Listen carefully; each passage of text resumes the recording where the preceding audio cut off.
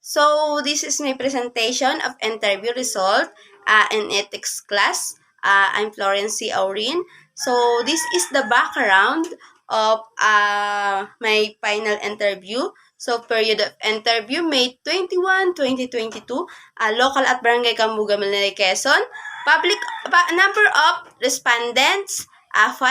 The question that I use is number 1 is how might the utilitarian support or oppose the death penalty?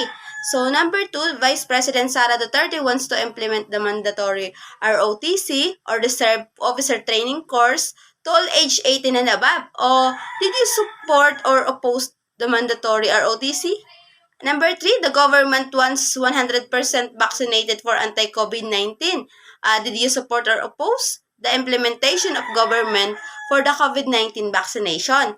Number 4, the DepEd and CHED changed the status of education from face-to-face to modular and online class. As being parents or being a student, did you support or oppose the new normal curriculum of the DepEd and CHED?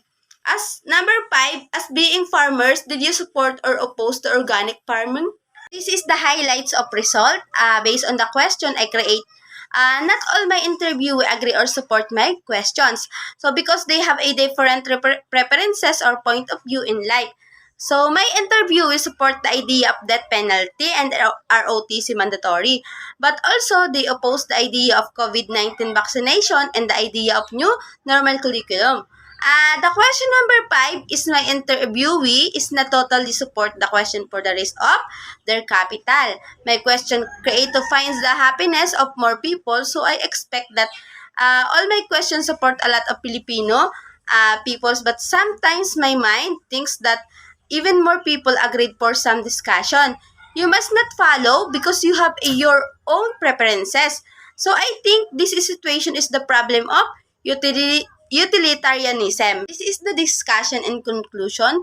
So utilitarian is the doctrine that an action is right insofar as it promotes happiness and that the greatest happiness of the greatest number should be the guiding of principle. So of conduct, it is according to the dictionary of Oxford Language. Based on my experiment by using interview to all person around my place, not all people are answer. So to act to as to maximize happiness or pleasure.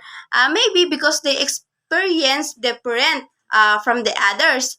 Perhaps the greatest difficulty with the utilitarian is that it fails to take into account consideration. So of consideration of justice, whereas a certain course of action would produce the great benefits for society. So, but they would be clearly unjust. So, this is my insights.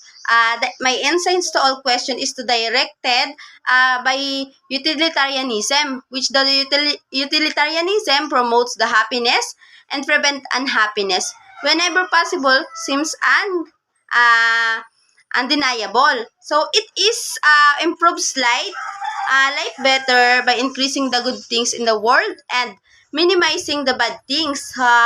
This means striving of pleasure and happiness while avoiding the discomfort or unhappiness. However, there is also difficulty in the procedure of comparing alternative action. If one person or half of the group requires a longer period of time for its performance than other, one may ask whenever they can be considered alternatives.